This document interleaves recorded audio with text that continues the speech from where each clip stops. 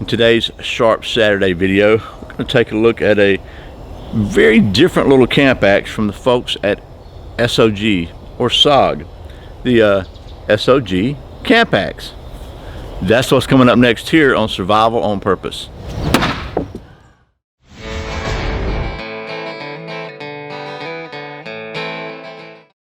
Welcome back to Survival on Purpose, your home for trustworthy information and gear reviews related to camping, survival, and general preparedness for regular folks. My name is Brian. Thanks for joining me here on another Sharp Saturday, where every Saturday we take a look at something sharp. Today's something sharp, as I said, is this little compact SOG Camp Axe. And I was pretty intrigued by this. I can't remember where I got this. It was in a subscription box of some sort, I think. Maybe a battle box, I don't remember. But I like the style of it. It's got this bearded head. So it looks like it would be really good for close-up type work, as well as, you know, basic camp task. It's also got a little hammer pole here, hammer the back side of it. I call it a pole. I'm not an expert on axes, so I know there are people that are, and there are people that are going to tell me, you know, hey, you can look this up. Here's the anatomy of an axe and this and that. You know what? It's not that big a deal to me. I know how to use one, sort of. So that's what really counts as far as what the different parts are called. I'll leave that for the experts. So anyway, this thing's pretty cool. It comes with a little beard, or maybe they call this a beard, I don't know, but it comes with a little sheath, a mask or something like that. I think it's not a beard, it's a mask.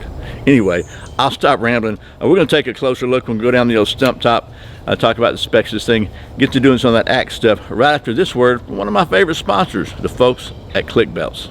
This video is sponsored by my friends at clickbelts.com, where you can save 15% by using the coupon code SOP15 at checkout. ClickBelts feature genuine Cobra buckles, and they are sewn right here in the USA in the great state of Texas. They've even got the really cool TSA-friendly poly Cobra buckle now. So if you're looking for a very, very strong, very cool belt, I encourage you to check out the folks at clickbelts.com. Don't forget, use the coupon code SOP15 to save 15%. Okay, we're back, and I'm telling you, ClickBelts rock the house. Let's get down to the old stump top now. Hopefully the sun is not too crazy bright. We'll take a look at the specs of this thing, and then we'll get to doing some axe stuff. Okay, we're down here at the old stump top. Hopefully we're not completely overexposed. The sun is pretty bright, but let's talk about the specs of this SOG axe, Camp Axe. So it's a pretty lightweight axe. It weighs 16.1 ounces, or just over 1 pound total. The overall length from stem to stern, so to speak, is 11.5 inches. The blade length here is 3.1 inches. The blade steel is 2 CR13 stainless with a Rockwell of 51 to 52, because yes, this sucker is made in China. It features a glass nylon reinforced handle, glass reinforced nylon handle, I always get that backwards, and a glass reinforced nylon little sheath, which is basically it's like a little mask. It snaps on like that. Has a little elastic rubbery catch there that just catches on the end, holds it in place, and put it off there. I like that, pretty simple. And then features a hammer pole. It's made for hammering stakes and driving stuff in or whatever, and the SOG lifetime warranty. The price on this axe on Amazon is $55, but my friends over at Blade HQ, who you know I like to support because they are knife folks, I've got this one for $45 at the time of this video. So there are the specs and details of the thing. Now, if you want to see a really cool video, by the way, I invite you to go over to SOG's website. They did a much better job of showing the details and the close-ups of this thing than I'm able to do. And they've got a really cool cool background track with some cool guitar riffs. They're AC/DC sounding-ish, but sounds pretty cool. So anyway, I'm going to go check that out. But again, I digress. Let's get to doing some of that axe stuff. Okay, I got a couple of different things here to chop on. I got a piece of pine, which is something is always around when I am camping, because I'm in Georgia. So we're going to chop on this a little bit just to see how well it chops. It's not a gigantic axe. This is probably in my opinion, the limit of what you might even want to try to chop with something like this. It's really, I would probably not even want to chop something this big. It's not really what I'm going to use it for. But anyway, let's just see how well it chops.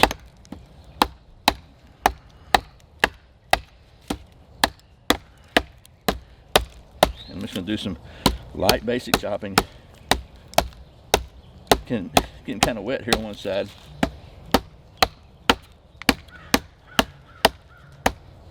I was, by the way, admonished on a previous video I did with an axe for chopping kind of like this, because I'm a scoutmaster, or used to be. I was up until this year, and I should know better than demonstrating such unsafe techniques.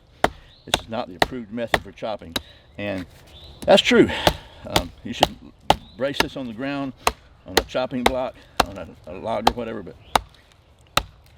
I don't have that, and I'm making a YouTube video, so there. So anyway,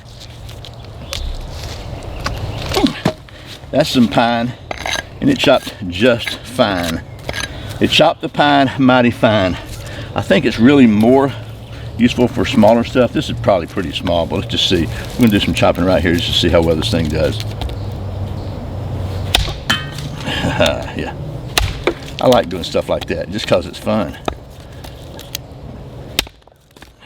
So, for example,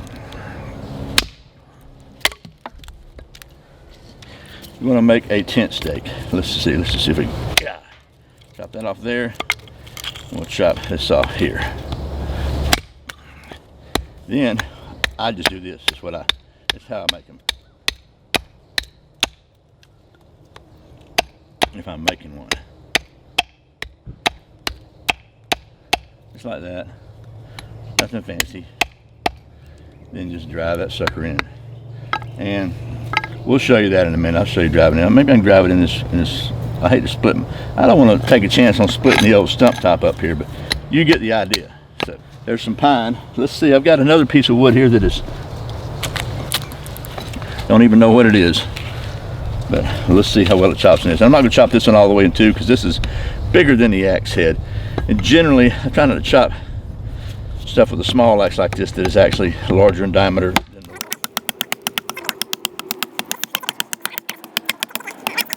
So there's that. So what about basic splitting some reasonably sized firewood? So let's see. The way the Boy Scouts say to do this, and it makes sense, it's a lot safer. This thing's not going to stand up very well for you to just chop it like an axe, but you take it and you get it started like, and you do this with it, you can split stuff out pretty good. You can see that's kind of rotted, so we're not going to fool with that. Let's try this one.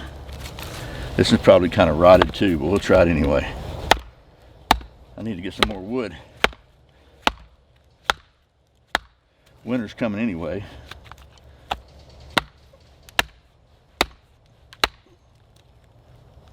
So you can see this is pretty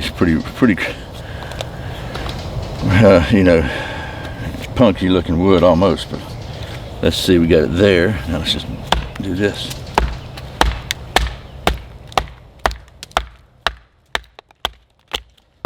All right, so yeah, you can see really punky looking stuff. Not good. However, this right here, although wet, is very, very solid, and we're gonna try to see if we can split it using the same process. And I've already got a little bit of a crack in it from drying, so let's just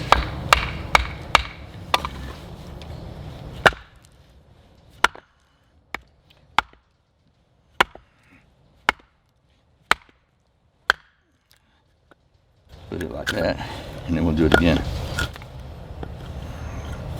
Actually, we're gonna go ahead, put this up here like so. I don't know if you can you see that? You see it now? So we're gonna just basically do a little batoning on this using the other half of it.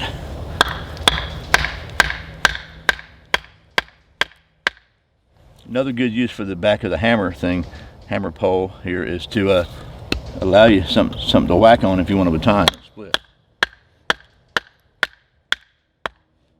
I think that is probably much safer than just whacking away. Let's just see. Back in the top there, get it going again, and then just use the inertia of the axe itself to split it out. You can see that the geometry of the axe head flares out pretty well right here, so it's pretty decent for splitting. The handle itself is almost within the outline of the head, so it doesn't really doesn't interfere with anything. It's got these little star bolts here to hold it onto the one-piece head. So I might as well show you that, because I didn't really show that in details, but the head seems like it's one piece that goes down into somewhere down in here, and it's got this stainless band around it. Then it's bolted on here, and I wanted to make sure it wasn't getting all wobbly, and it is completely rock solid. So that being said, we split this thing out now, and you can see this is a reason. Here's an example of why it's good to get into the inside of wood and why you might need to baton. You can see the layer of moisture that's soaked into the outer part of this wood, but the inside is dry. So camp task, it's a camp axe. I've done a little bit of chopping, a little bit of splitting, a little batoning with it. I like the hammer thing for batoning. Let's something I always like to have around camp is a fire, right? So let's just see how well this thing might do for carving some feathers. Again, it's an axe. It's not a knife, so I don't know if it's even going to carve any feathers or not. It does not have it's not going to pass the redneck shaving test, sharp test at all. But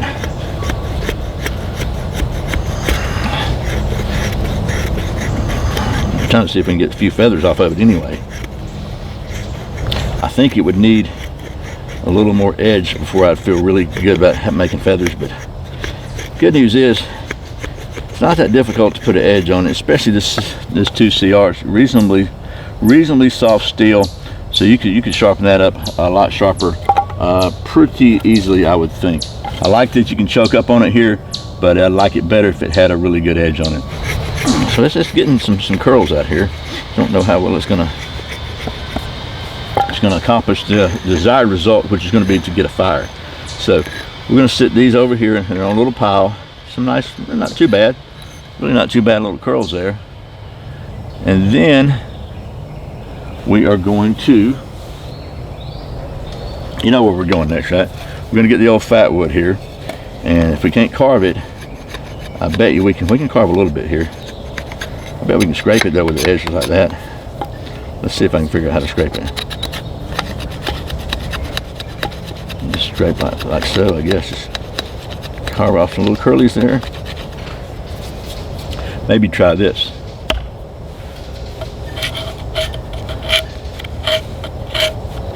See if you can do it from the back side where you can see it. Maybe do it where you can see it good. Get you out of my way now. You gotta give it a little tilt.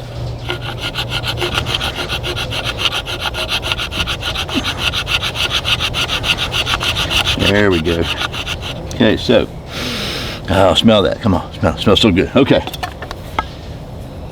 that's the little fat wood shavings there. So I love it, man. I love it. So now we're gonna take a ferro rod. This one happens to be from the Minuteman rocket stove company. Really good ferro rod. See if we can find somewhere to strike it. I'm thinking maybe just right back here. Oh yeah, this little edge back here on the back part of the blade is got a pretty good edge on it, as does the front one, but it's easier to use this. And you could also put the mask on it and still use it. Pretty sure. Let's see.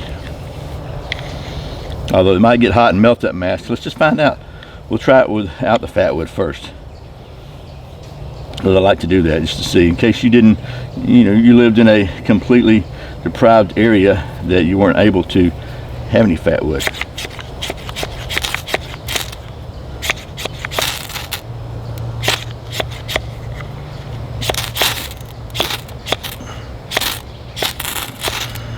I'm gonna get this thing out of my way because it's annoying me. but I think getting some pretty good.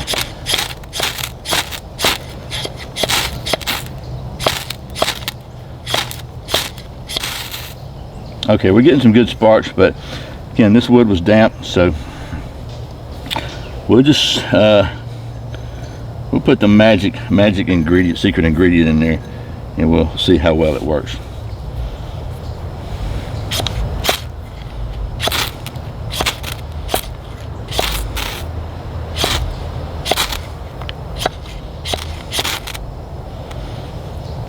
Okay, so I mean, it's a little, you see it works, by the way. It's a little small, you know, maybe a 1/16 of an inch place there, so there's not a lot of room to really dig in, but still works. The bottom line, it works. So, and so with nothing but this hatchet and a ferro rod and some of God's golden goodness fat wood, we were able to get a fire going. So but you know, here at Survival on Purpose, we're all about the science.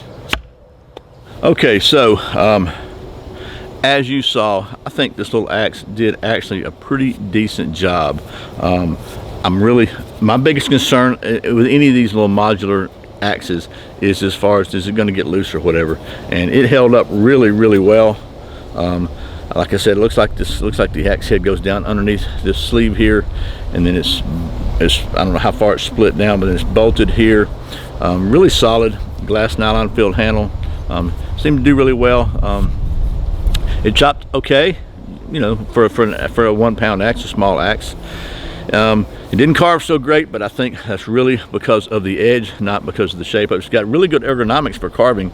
You'll notice when you grip up in here, it puts your hand almost behind the center of it, so there's not a lot of wobble. It really balances well there. I was pleasantly surprised that it did a great job of striking a ferro rod. I like that hammer pole there. And I said I was going to show you a driving in a stake. You saw me beating on it. That's probably as good enough for that. It doesn't matter. You can drive a stake in with it, good grief. But speaking of balance, you know, here at Survival on Purpose Worldwide Headquarters, we maintain a state-of-the-art, cutting-edge testing facility, and one of the tests we like to put many bladed implements through is the balance, orientation, and rotation device testing. We're going to do that with this one, shall we? Let's see if I can get my calibration right the first time. That would be a miracle, wouldn't it? Are we ready?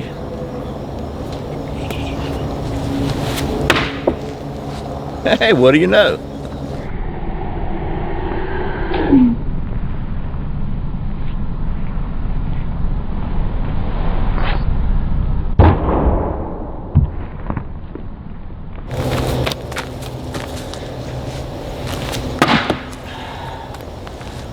It's 3 for 3. Okay, well, since that was 3 for 3, I think we're going to call this one balanced. Chuck Norris knows Victoria's Secret. Okay, well, that was hopefully a reasonably coherent look at the SOG Camp Axe. And I got to just be completely, first of all, upfront honest with you. I really like this little axe. I know it's made in China. I know that it is not anywhere close to a traditional axe. I know that it's 2CR13 steel, not the greatest steel in the world. I know that, you know, if you get one, you're gonna need to put an edge on it, but I still like it. It feels really good in your hands. It is extremely well balanced. It was just fun to balance test this one, and it's light enough. I think this could be a good tool, maybe even a good self-defense weapon, if you know, fallback weapon if you needed it. It's man, it's just and look, I know it's not designed to be a weapon. Don't go all zombie apocalypse on me, but I just think it's really cool. I forgot to tell you, it's got a lanyard hole here too, but it just feels great in your hand. I think the ergonomics are excellent for all sorts of camp stuff. If you just put a little better edge on it. It takes a licking and keeps on ticking. My second concern as far as the head was that the balance testing would loosen it, because that's a lot of pretty serious impact. No problems. I like the simplicity of the little mask. I mean, it just you just pull the little, stretch the little rubbery thing out. Oh, well, stretch the little rubbery thing out and hook it on. Works really well. It just feels good. It's lightweight, it's compact. Sue me, I like it, okay? And they didn't pay me, they didn't send it to me or anything. I just like the thing. So anyway, that's the SOG Camp Axe. If you're looking for a really cool little functional, surprisingly sturdy axe in the under $50 range, this might be a good choice for you. And again, the best price I found was on Blade HQ. You know, I like supporting those guys, but they were like 11 bucks, 10, 11 bucks cheaper than Amazon. So there's even more reason to support them. So anyway, I hope this has been helpful and somewhat interesting. I put out a new video every Friday and Saturday, and sometimes random videos throughout the week. If you'd like to support the channel financially, I invite you to go to patreon.com/survivalonpurpose. And if you want to find out about the super secret benefits to supporting the channel financially that I can't tell you in public and I can't say in public, and there's reasons for that, and if you want to learn those reasons and what the secrets are, I invite you to go to survivalonpurpose.com/subscribe and sign up for my weekly email newsletter, where every week I'll send you an email with any news or offers or deals I think you might find are cool, and I'll tell you the details about the secret stuff that I can't tell the general public. Plus, it gives us a way to stay in touch just in case YouTube decides to pull the plug on the old channel, because these days you just never know. So I really sincerely appreciate the support. Once again, my name's Brian. You're watching Survival on Purpose. Remember, survival's not an accident. Be prepared. I'll see you next time. I'm sorry, I couldn't help it.